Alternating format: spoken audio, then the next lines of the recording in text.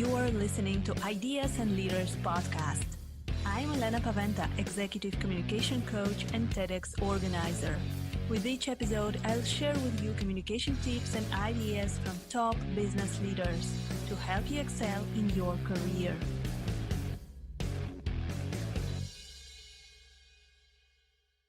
Hello, everyone. Welcome to the next episode of Ideas and Leaders podcast. Today, I have a great guest, and I'm speaking with Bryan Clayton. He's CEO and co-founder of GreenPal. It is an online marketplace that connects homeowners with local lawn care professionals. So it is kind of an Uber for lawn care. And I'm super excited to speak with Bryan today about his experience about starting a tech startup. Hi, Bryan. Thanks for having me on. It's great to be here. So, Bryan, how did you start GreenPal? Was it your first startup, or did you have any entrepreneurial experience before? Yeah. So GreenPal is the Uber for lawn mowing. You're a homeowner. You need to get your grass cut. You push a button. Somebody shows up and mows your yard. But it works in the United States, coast to coast, in every city in the United States. GreenPal is a 9-year overnight success. My two co-founders and I have been working on the business for almost a decade and just figuring out little by little on how to build the product, how to get the marketplace going. And one thing that we really had that was kind of, I guess you could say, a secret weapon was that we were solving our own problem. Before GreenPal, I actually had a landscaping company. I started mowing grass as a way to make extra money in high school and in college, and just stuck with that little lawn mowing business for 15 years, eventually building that business to over 150 employees, getting it over $10 million a year in revenue. And in 2013, the company was acquired, sold it, and I retired. And after I sold that company, I got bored and I thought, well, what now? What am I going to do now? And I thought, well, now I'll just start the Uber for lawn mowing. I'll start a tech startup. And it was very much like naivete as an asset. Like I didn't know what I didn't know. But my co-founders and I started working on the product. And here we are 10 years later. And we have a good marketplace going, doing over $30 million a year in revenue in the United States, and soon to expand into Canada, UK, and Australia. So that's 20 years of entrepreneurship and kind of one industry, very much in the industry for a while. And now I'm building the tech to make the industry run smoother. And I think one takeaway I would learn from it is that it helps to solve your own problem. So if you're going to start a tech startup, if you can solve a problem that you've experienced in the real world, that can help put you like in a second or third level rather than just trying to figure it out when you don't even know what you're trying to innovate in.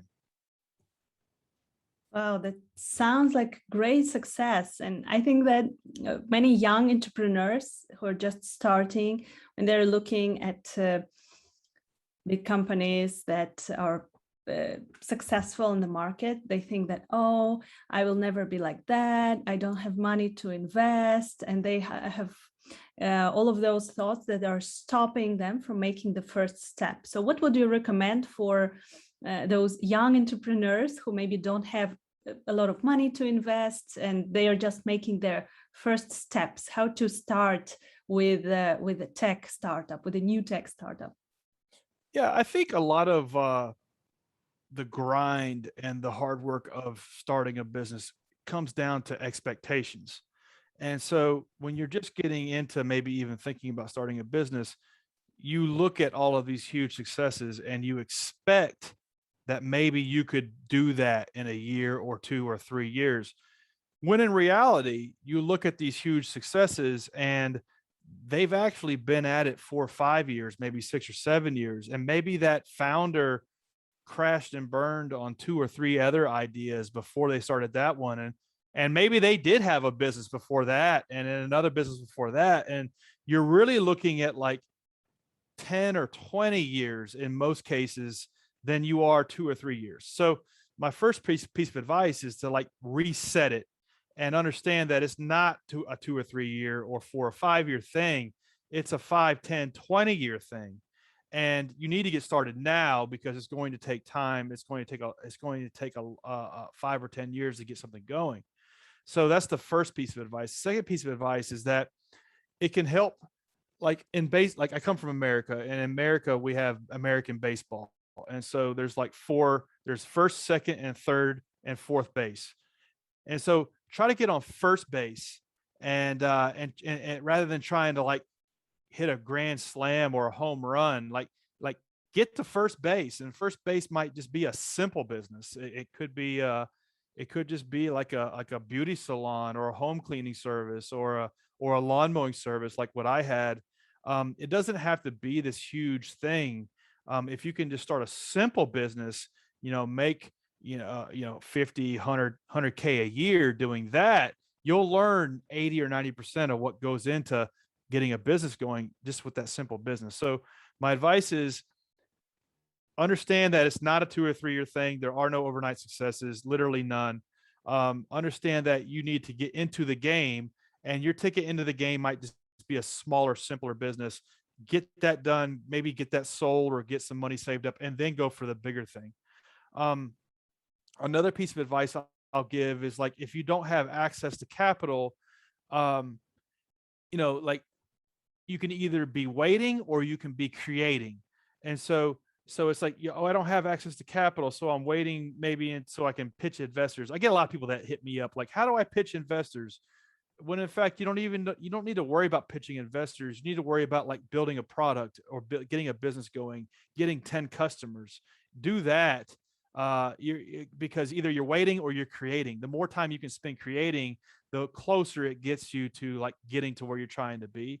So spend less time worrying about pitching investors, spend less time worrying about raising capital, spend more time worrying about creating some kind of product or service to getting like 10 or 15 or 20 customers, because then you'll learn what it's going to take to get to the next level. So spend less time thinking and planning, more time doing. Yes, yes, I love that you say that we don't have to worry about looking for investors. I think that this is the problem of many startups. In the beginning, they're kind of blocking themselves.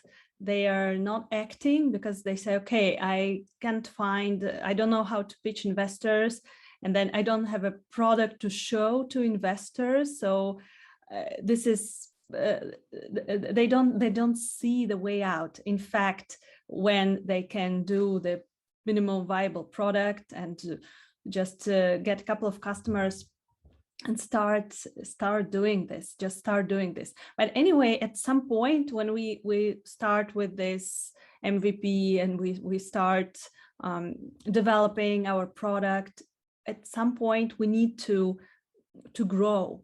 So what are your lessons learned, and what would you recommend to tech entrepreneurs, how to grow a tech startup? What are the next levels? Yeah. One quick point, even like MVP, like there's a level before MVP, and that might even be getting in the trenches and hand cranking whatever it is. Like I mentor a guy that is starting a software product that pizzerias use, that small pizza shops use. And before he even made an MVP, he spent 6 months working for Domino's, Pizza Hut, Papa John's is a famous chain in the United States. Every pizza chain he could, to learn how the pizza business worked from the inside out. Then he made his MVP. Then after his MVP, he started to develop an actual product. So it's like everybody thinks that they skip the MVP process and go straight to the product development process. There's actually 2 levels before that. There's like literally the experiential wisdom as to how does this industry work? Where is the gaps where technology can make it run smoother? Then a prototype, then develop the actual product. Let's say you do all of those things right, and let's say you have an MVP that maybe you built with some low code or no code thing, and maybe you've got 20 customers or 100 customers. Now you're ready to try to get more people to use it, go from 100 to 1,000 customers. That's another level of the video game almost. And the way I like to look at entrepreneurship is almost like a video game, whether it be Super Mario Brothers or Mario Kart or whatever. It's like look at it like 10 levels of a video game, and just do everything you can get from one level to the next. And so maybe you got through level 1, maybe you got an MVP, maybe you got 12 customers, 20 customers, 30 customers. Now you want to get to 100 and 1,000. You really focus everything you can to get to that next stage. And so a lot of times you're looking at, okay, well, how did we get the dozen? And let's look at what worked to get those people in, and let's talk to them. Let's reduce all of the friction that stands between us and them, and let's make it really easy for them to speak to us. So I'm gonna put my cell phone number on every email. I'm gonna actually call them on the phone and say, hey, I noticed you tried our product last week. What did you think about it? Like, literally, like, you're not gonna hurt my feelings. It's going through those motions of that customer feedback is what's going to get you to level 3 or 4, and learning from how they found you, what they expected the product or service to do, what they wish it would do, where you let them down, where you made them happy, would they recommend it to a friend, how do they normally find this service. Like, the answers to all those questions is what gets you from 10 to 100, from 100 to 1,000 customers. Then from 1,000 to 10,000 customers, that's a totally different playbook. But if you're trying to get to 1,000, really the answer is reduce and remove all of the friction between you and your customers, and talk to them as much as possible, because they will tell you how to get to 1,000. Yeah, talking to our customers even before starting, before taking our product to the market is That's right. crucial, right? We need to actually ask them. I think that this is also a challenge for many people, because we are kind of afraid of feedback, and we are afraid that someone our product is our baby, and Yep. we think that this is perfect for us. We Yep. worked on it for so long, and then someone will say that, oh, this is wrong, it doesn't work. And Yep. also this is stopping us from asking other people, so what do you think, what should we do better? And we are just asking, what did you like about our product? And that's it. And I think that we need to get over this step, right? Oh, I mean, you're gonna have to, if you're gonna build a new product from scratch. And that's one of the things you'll learn really early on, is that one of the most humbling things you can do is start a new business, because the marketplace doesn't care who you are, doesn't care where you went to school, doesn't care what your family heritage is. It's going to tell you where you suck. It's going to tell you where you let them down, and the marketplace does not care one way or the other. So you want to do something that's humbling with your life, start a business from scratch, because it's really going to give you the feedback that you need to lead this business forward. And the other thing I'll say is, like, you would think this would go without saying, talk to your customers. Well, that's the best advice you can give. But like you said, as human beings, we're reticent to seek that out, because it does hurt. It will hurt your feelings. It's like you spent 6 months or a year building this thing, and somebody tells you it's a piece of crap, and you're like, well, you don't know how hard I worked on it. The reality is they don't care. It didn't solve their problem, and you have to get over that. And don't feel bad. Like, there's 2 books, the Lean Startup, which is like the holy Bible of tech startups, and the predecessor to that is a book called the Startup Owner's Manual. Startup Owner's Manual is by Steve Blank. Lead Startup is by Eric Ries. And these are gurus in the game. And these 2 or 3 or 4 or 5 books that these guys wrote, thousands of pages of text, you can basically boil it down to one thing, and it's get out of the building and go talk to your customers. And like, it took 2,000 pages to beat into our heads that is that critical, that you speak to your customers, especially in the early days, because that's the only, like, way forward that you have. That's the only guiding light that you have through the darkness of trying to figure out what the heck it is you're doing. And so if you're not willing to do that, you're just kind of like operating on assumptions, and you're building something maybe that you like as the founder, but customers aren't going to like. And if they don't like it, then you're dead on arrival. You don't have a business. Yeah, so let's repeat those: Startup Owner's Manual and Lean Startup, right? Those are the 2 books that you recommend. Let's recommend them to our listeners. We will put it in the show notes. Those are great books to to read if you're developing your startup right now. And Bryan, I wanted to ask you also about your journey. Did you face any challenges on the way, and what were your biggest challenges in building and scaling a business? Every day, was and is a challenge. Every level of the game was a challenge. We had a big challenge in the early days.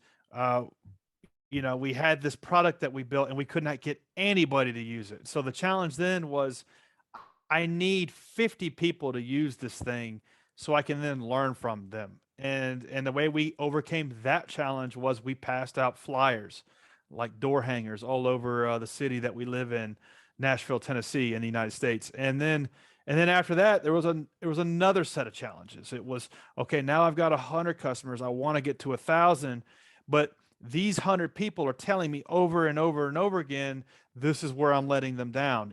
They would hire a lawn mowing service and the guy wouldn't show up, or they would hire a guy and he'd show up and he'd do a terrible job, or they would hire a guy and he'd show up but he'd change the price, or they would hire a guy and he'd show up but his lawnmower was too big to fit inside the fence. Like, those are like 7 things out of 100 that went wrong. And so then we were listening to everything they were telling us to make the product better and better and better and better, and until we could kind of grind our way to 1,000. As we speak right now, there's 300,000 people using the app.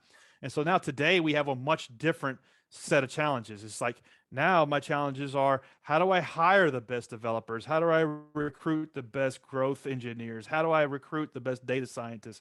How do I recruit the best conversion rate optimization testers? These are very different problems at level, metaphorically, 8 or 9 than I faced at level 2 or 3. The point is that as you're going through the levels of the game, the challenges get harder and harder and harder, and there's a different dragon to slay at the end of every level. But there's always going to be challenges. And as the leader, as the founder, it's your job to navigate that. And in my country, we had a guy by the name of Colin Powell, who was a very well-respected statesman, was a former Secretary of State and the former general of all of our military. He died yesterday, and I was a guy that I respected my entire life. And one thing that he always said was, the day that you quit seeing problems, the day that your people quit bringing you problems, is the day that you are no longer leading them. And I really like that. And I think that applies to leadership, management, founding a business. The day you quit having problems is the day that you're not in the game anymore. You're always going to have challenges. You're always going to have problems. Yes, I think that this is a great quote by Colin Powell, that this is not so much about the final result. It is a lot also about the journey itself, right? That how we get there, how we solve problems, how we find new solutions. And this is fun. I think that entrepreneurs, such passionate entrepreneurs like you, they just like the process itself. They not only want to achieve the final result. But also, I wanted to ask you, were you always that passionate, or were there any moments of crisis for you when you wanted to give up? You said, I don't want to do this anymore. Something happened. Did you have this moment of crisis, of hesitation? Yeah, it's always hard. And now it's not as bad, a decade in, but the first 3, 4, 5 years were really tough. And for me, one thing that I kind of help manage my own personal psychology is that no matter what, by default, I'm going to be working on my best idea as hard as I can. So that's just not negotiable. And I guess fortunately, I'm not very creative. And my only good idea I've had in a decade is GreenPal. The Uber for lawn mowing, best idea I've had. I don't have any other better ideas. Therefore, I'm working on this thing as hard as I can. And so once you kind of make that commitment to yourself that you're going to get your butt out of bed and you're going to go work on this thing as hard as you can, 6, 7 days a week, then it kind of takes care of a lot of the smaller problems that you face on a daily basis. And there's a million of them. They're never ending. Particularly in the early days when I was building GreenPal, one of our biggest problems was we could not get people to use it. And I had friends and family that I was like, hey, I just need you to use this thing. And they wouldn't.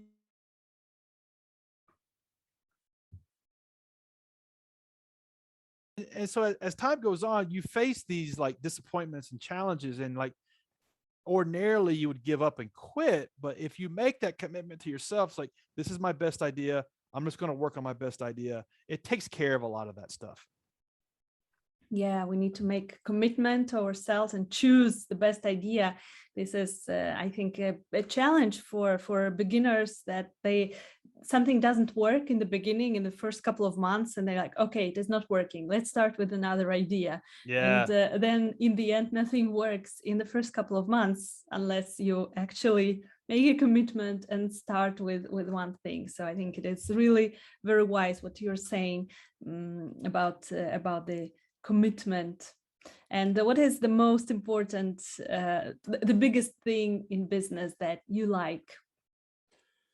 Biggest thing in business that I like is what you become through the process. So it's like, if you're doing business properly, you as the founder should evolve every 2 or 3 years into a whole new person. So there's like a ancient Japanese proverb that says, if I leave a man alone for 2 weeks, when I return, I should not recognize him, because he has gained that much wisdom. And so like that's like an extreme example, but I think business is kind of like that. If you're in the game and you're running a business, you're trying to get something going from scratch, you will be completely unrecognizable 2 or 3 or 4 or 5 years down the road. And so that's one of my favorite things about it, is that the business requires you to read books you never would have read, listen to podcasts you never would have listened to, like maybe this one, watch stuff on YouTube that you never would have watched, learning skills that you never would have had any interest in learning, because in order to compete in the marketplace, you have to level up and learn these things. And so that's one of my favorite things about it, is that, over 20 years in business, I have re-evolved and reinvented myself maybe 6 times, because the business required that of me. And had I been working a job for somebody else, I might be the same person I was, 20 years ago. And so that's my favorite thing about business, is that it causes you to level up and makes your life and your story interesting. Yeah. Thank you so much, Bryan. You're so inspiring, and I'm sure that our listeners learned a lot from you. So if our listeners want to contact you to get to know more about GreenPal, about your plans, you said that you want to expand in other countries. We have listeners all over the world, so I'm sure they're after listening to you, they are already interested in using GreenPal, just because you're so inspiring. So where can we find you? Where can we contact you? Yeah, anybody in the United States that doesn't want to mow your own yard, just download GreenPal in the App Store or Play Store. Anybody worldwide that wants to get at me, just hit me up on Instagram. That's where I spend all my time. Bryan M. Clayton. Drop me a DM there and I'll hit you back. Perfect. Thank you so much, Bryan, for being so inspiring today. Thank you for being on Ideas and Leaders. My pleasure. Thank you for having me on. I enjoyed it. Thank you for listening to Ideas and Leaders podcast. Did you enjoy this episode? Let me know that you listened by tagging me in your LinkedIn profile and using a hashtag Ideas and Leaders. See you in the next episode.